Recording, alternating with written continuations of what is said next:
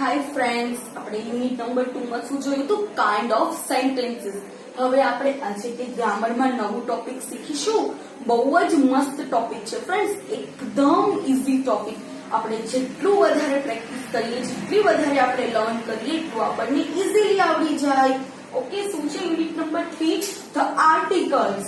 A an the articles એટલે કે ઉપપદો. આર્ટિકલ્સ કેટલા છે? Total 3. A an and the. તો આપણે આ ત્રણેય આર્ટિકલ્સ વિશે જોવાનું છે. પણ ફ્રેન્ડ્સ, આપણો રૂલ શું છે? સ્ટાર્ટ કરતા પહેલા date name and roll number લખી નાખવાના. Okay, articles a an the. A the articles a an the. The words a and the are called the articles. a n અને the આ ત્રણ જે શબ્દો છે એને શું કહેવાય ફ્રેન્ડ્સ? આર્ટિકલ્સ. આર્ટિકલ્સ છે a n the, આવા બધા શબ્દોને આર્ટિકલ્સ કહેવાય. They are used before nouns. Nouns છે એની પહેલા આપણે આર્ટિકલ નો ઉપયોગ કરીએ છીએ. Nouns એટલે કે નામ, મતલબ કે તમારું ને મારું નામ નહીં, બટ જેમ કે મોબાઈલ, અ મોબાઈલ એમ આપણે વાપરીએ ને, એને નાઉન કહેવાય. પછી the words a and n are called indefinite articles. The words શબ્દો a અને n એને શું કહેવાય? indefinite. નવો સ્પેલિંગ આવ્યો ફ્રેન્ડ્સ, INDEFINITE. indefinite articles. એ અને n કેવા છે? અનિશ્ચિત આર્ટિકલ, કે કોઈ એનું કોઈ નક્કી ના હોય ક્યાં યુઝ થાય, બરાબર? અનિશ્ચિત આર્ટિકલ્સ. કોણ? a and n. કેવા આર્ટિકલ છે? indefinite articles. a and n. Friends, ખાસ યાદ રાખજો, a અને n અનિશ્ચિત આર્ટિકલ્સ છે. અને આર્ટિકલ્સ ક્યાં વપરાય? નાઉન ની પહેલા કે પછી? તો નાઉન્સ ની પછી. આર્ટિકલ ટોટલ કેટલા છે? 3. a n and the. a અને n કેવો છે? indefinite article, અનિશ્ચિત article. The word the is called definite article. The કેવો છે? નિશ્ચિત. definite એટલે કે નિશ્ચિત. article. the કેવો આર્ટિકલ છે? definite article છે. તો ટોટલ 3 આર્ટિકલ છે, a n and the. a અને n કેવા આર્ટિકલ છે? indefinite. આર્ટિકલ ક્યારે વપરાય? નાઉન ની પહેલા. અને indefinite એટલે કે અનિશ્ચિત. કયા અનિશ્ચિત આર્ટિકલ? a and n. અને the કેવો આર્ટિકલ છે? definite article, મતલબ કે નિશ્ચિત આર્ટિકલ. કે કયો આર્ટિકલ છે નિશ્ચિત? એકમાત્ર the. તો હવે આપણે પહેલા a અને n વિશે જોઈએ. Use of indefinite articles. જે અનિશ્ચિત આર્ટિકલ છે a અને n, a અથવા n, એનો આપણે ઉપયોગ જોઈએ. ફર્સ્ટ છે આર્ટિકલ a, વ્યંજન, કોન્સન્ટ થી શરૂ થતા નામોની આગળ અને એવા સ્વરો કે જે વ્યંજન જેવા ઉચ્ચાર કરતા હોય તેની આગળ વપરાય છે. ઓકે, વ્યંજન, કોન્સ્ટન્ટ એટલે કે જે એબીસીડી છે એમાં વ્યંજન a e i o u એ શું છે? 5 સ્વર. એ સિવાયના જે અક્ષરો છે b c d n p, આ બધા શું છે? વ્યંજન છે. એવા નામોની આગળ અને એવા સ્વર, સ્વર એટલે કે વોવેલ્સ, કે જેનું ઉચ્ચારણ છે આપણે ઉચ્ચાર કરવું એટલે કે બોલવું. આપણે જ્યારે બોલીએ છીએ ત્યારે એનું પ્રોનાઉન્સિએશન, ઉચ્ચારણનો કેવો થશે? વ્યંજન જેવો. તેની આગળ શું વપરાય? એ. તો અહીંયા એક્ઝામ્પલ છે અ પીજન. તો આ પી શું છે? વ્યંજન છે. A pigeon. પછી અ હાઉસ, હાઉસ એટલે કે ઘર. A union, a one man band. Okay, one. હવે યુનિયન અને વન મેન બેન્ડ આપણે જોઈએ. અહીંયા બીજી લાઈન વાંચીએ, અલ્પવિરામ પછીની શું છે? એવા સ્વરો જે વ્યંજન જેવા ઉચ્ચાર કરતા હોય તેની આગળ વપરાય છે. ધ્યાનથી વાંચજો, ધ્યાનથી સાંભળજો ફ્રેન્ડ્સ. એવા સ્વરો કે જે ઉચ્ચાર કરે, આપણે જ્યારે બોલીએ ત્યારે એનું કોના જેવું એનું ઉચ્ચારણ થાય? તો કે વ્યંજન જેવું. તેની આગળ એ વપરાય. યુ શું છે? વોવેલ છે. પણ આપણે બોલ્યા શું? યુનિયન. યુનિયન બોલ્યા ને આપણે ગુજરાતીમાં લઈએ, આપણે એને ગુજરાતી રૂલ મુજબ જોઈએ તો ય શું છે? કક્કામાં ય આવે એ વ્યંજન છે અને અ આવે એ સ્વર છે. તો આપણે યુનિયન બોલ્યા તો યુનિયનમાં ય શું છે? વ્યંજન છે. તો આપણે એની આગળ અ લીધું. અને વન મેન બેન્ડ, અહીંયા ઓ પણ સ્વર છે, પણ આપણે વ બોલ્યા, પહેલો લેટર શું બોલ્યા? વ. તો એની આગળ પણ શું આવશે? એ આવશે. હવે નંબર 2, આર્ટિકલ એન સ્વર એટલે કે વોવેલ થી શરૂ થતા નામોની આગળ અને સાયલેન્ટ એચ થી શરૂ થતા શબ્દોની આગળ વપરાય છે. આર્ટિકલ એન ક્યાં વપરાય તો કે વોવેલ થી જે નામ શરૂ થાય. કેટલા વોવેલ છે? ટોટલ 5. ફ્રેન્ડ્સ ખાસ યાદ રાખજો, ટોટલ વોવેલ કેટલા છે? 5. A E I O U.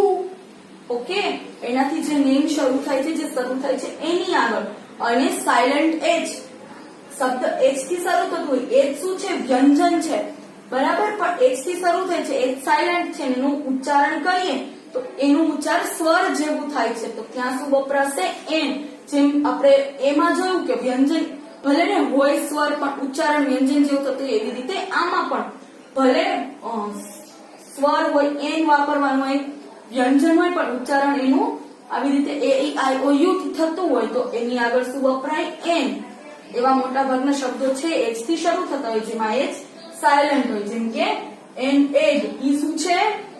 ઈ છે એ વોવેલ છે, વોવેલ ટોટલ 5 છે. A E I O U E vowel છે. પછી એન ઓફિસર, તો આપણે ઓ બોલ્યા, પછી એન ઓરેન્જ, પછી આ જો HOUR અવર છે, એચ થી સ્ટાર્ટ થાય છે પણ આપણે ઉચ્ચારણ કરીએ તો આપણે શું બોલીએ છીએ? અવર. અ બોલીએ છીએ એટલે અહીંયા શું આવશે?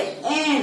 અને છે એન ઓનેસ્ટ મેન, HONEST છે પણ ઓનેસ્ટ આપણે અ બોલ્યા ને, હ નથી બોલતા, હોનેસ્ટ નહીં પણ ઓનેસ્ટ મેન, એટલે ત્યાં પણ શું આવશે? એન. An honest man. બરાબર ફ્રેન્ડ્સ, આ કેવા છે? Indefinite articles. એ ક્યાં વપરાય? વ્યંજન થી શરૂ થતા નામની આગળ અને એવા સ્વર કે જેનું ઉચ્ચારણ કરીએ તો વ્યંજન જેવું થાય, જેમ કે યુનિયન અને વન મેન બેન્ડ આપણે એક્ઝામ્પલમાં જોયું. અને વોવેલ એન ક્યાં વપરાય તો કે જે સ્વર થી શરૂ થાય. સ્વર કેટલા છે? Total 5. A E I O U અને સાયલેન્ટ એચ થી શરૂ થતા શબ્દોની આગળ આપણે એન નો ઉપયોગ કરીએ છીએ, જેમ કે an hour and an honest man. Article a કે એન કોઈ અનિશ્ચિત વ્યક્તિ કે વસ્તુને દર્શાવે છે અને તે ગણી શકાય તેવા નામોની આગળ એકના અર્થમાં પણ વપરાય છે. એ અને એન કોઈ અનિશ્ચિત વ્યક્તિ કે વસ્તુને દર્શાવે અને ગણી શકાય તેવા નામની આગળ એકના અર્થમાં આપણે વાપરી શકીએ. હવે આપણે એકનો લખવું હોય તો આપણે એક એન નો ઉપયોગ કરી શકીએ. શું છે? જો પહેલું સેન્ટેન્સ છે આઈ હેવ અ ફ્રેન્ડ, મારે એક મિત્ર છે, બરાબર. ગણી શક્યું કેટલા મિત્ર છે? મારે એક મિત્ર છે. અને અનિશ્ચિત વ્યક્તિ, હવે એક મિત્ર કોણ? એનું નામ તો આપ્યું નથી, તો શું છે? આઈ હેવ અ ફ્રેન્ડ, મારે એક મિત્ર છે, અનિશ્ચિત થયું. અને ગણી શકાય તેવા નામોની આગળ એકના અર્થમાં આપણે વાપરી શકીએ. Give me an orange. An એટલે શું? એક. તો મને કેટલી ઓરેન્જ આપવાની છે? એક ઓરેન્જ આપવાની છે. આપણે આવી રીતે પણ આનો યુઝ કરી શકીએ. ઓકે, સમજાણું? એન અને એન કેવા આર્ટિકલ છે? Indefinite articles. એ ક્યાં વપરાય? વ્યંજનમાં. વ્યંજનમાં વળી પાછું એવા સ્વરો કે જેનો આપણે બોલીએ છીએ તો એનો ઉચ્ચાર કરીએ તો કેવો ઉચ્ચાર થાય છે? બોલીએ છીએ તો કે સ્વર વ્યંજન જેવો, તો ત્યાં પણ આપણે એનો ઉપયોગ કરવાનો. જેમ કે યુનિયન અને વન મેન બેન્ડ, યુ અને ઓ બંને સ્વર છે પણ આપણે બોલ્યા તો એનું ઉચ્ચારણ એનું બોલવાનું વ્યંજન જેવું થયું એટલે એની આગળ આપણે એ મૂકવાનું. એવી જ રીતે સ્વર આર્ટિકલ એન, તો એ સ્વર થી શરૂ થતા નામની આગળ વપરાય. સાયલેન્ટ એચ થી શરૂ થતા શબ્દોની આગળ, જેમ કે A E I O U શું છે? વોવેલ્સ, સ્વર. અને આપણે એક્ઝામ્પલ જોયા hour and honest man. Okay, તો હવે આપણે એક્સરસાઇઝ જોઈશું friends. Write A or N correctly before the nouns. નામની આગળ A અથવા N લખવાના. ઓકે, ફર્સ્ટ છે બુક, તો બુક છે આપણે પેલા બી છે એ શું છે? વ્યંજન, અને એનું આપણું પ્રોનાઉન્સિએશન ઉચ્ચારણ પણ વ્યંજનમાં જ થયું. અ બુક એટલે અ આવશે ત્યાં. પછી નંબર 2 એન્ડ ખાલી જગ્યા બ્લેન્ક એક્સિડન્ટ. એ છે એ શું છે? સ્વર છે અને આપણે અ બોલ્યા એક્સિડન્ટ એટલે ત્યાં શું આવશે? એન. પછી છે વન હોર્સ બગી. જો ફ્રેન્ડ્સ, ઓ શું છે? વોવેલ છે એટલે આપણને એમ થાય વોવેલ છે તો અહીંયા એન આવશે, પણ આપણે રૂલ યાદ કરો. રૂલ શું હતો કે ભલે ને વોવેલ હોય ભલે ને સ્વર હોય પણ આપણે બોલીએ ત્યારે બોલવાનું વ્યંજન જેવું આવે તો શું કરવાનું? એ કરવાનું. તો અ વન હોર્સ બગી. ઓનેસ્ટ બોય, આ તો આપણે એક્ઝામ્પલમાં જોયું જ છે, એચ સાયલન્ટ છે. ઓનેસ્ટ બોય તો ત્યાં શું આવશે? એન. પછી એગ, એગ છે ઈ, તો ઈ પણ શું છે? ઈ એક સ્વર છે, તો શું આવશે? An egg. પછી છે સ્કૂલ બસ, સ્કૂલ બસમાં શું આવશે? અ સ્કૂલ બસ. પછી અમ્બ્રેલા, યુ થી શરૂ થયું, આપણે યુનિયન યુ થી શરૂ થતું હતું, પણ યુનિયનમાં શું આવતું હતું? એ, કારણ કે એનું ઉચ્ચારણ કરીશું તો ય આવશે, ય વ્યંજન છે એટલે, અને અહીંયા અમ્બ્રેલા તો ત્યાં શું આવશે? એન. પછી છે નંબર 8 બ્લેન્ક કમ્પ્યુટર. કમ્પ્યુટરમાં સી થી શરૂ થાય છે અને એવું કંઈ પણ રૂલ અહીંયા નથી લાગુ પડતો કે એ નું ઉચ્ચારણ કરીએ તો સ્વર જેવું થાય છે, એટલે અહીંયા શું આવશે? એ કમ્પ્યુટર. પછી નંબર 9 બ્લેન્ક અવર. આપણે આનું પણ એક્ઝામ્પલ જોયું, અવર નું એન અવર. પછી નંબર 10 તો બહુ જ મસ્ત છે, જુઓ, યુરોપિયન, EUROPEAN, યુરોપિયન. ભલે ને ઈ થી સ્ટાર્ટ થતું હોય, ઈ શું છે ફ્રેન્ડ્સ? વોવેલ છે, પણ આપણે એને બોલીએ તો યુ બોલીએ છીએ ને, કામાં ય આવે આપણે બોલીએ છીએ, એટલે શું આવશે? એ, અ યુરોપિયન. પછી છે ઓક્ટોપસ, ઓ છે, AEIOU, ઓ, તો શું આવશે? N octopus. પછી નંબર 12 માં શું છે? અમ્પાયર.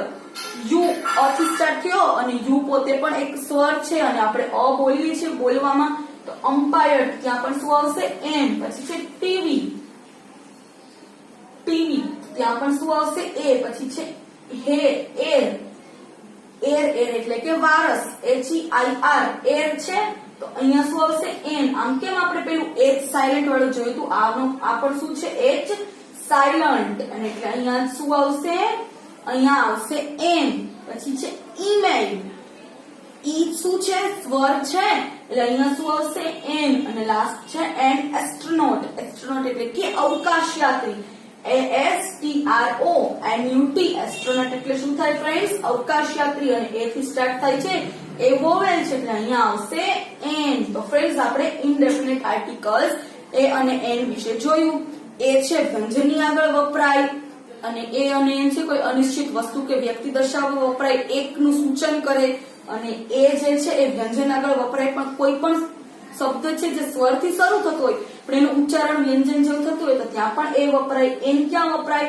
સ્વરની આગળ, AEIOU, અને સ્વર કે જેમાં એચ થી શરૂ થતો હોય અને એચ સાયલન્ટ છે, જેમ કે અવર, ઓનેસ્ટ, આવા શબ્દોની આગળ એન વપરાય. Okay, thank you friends.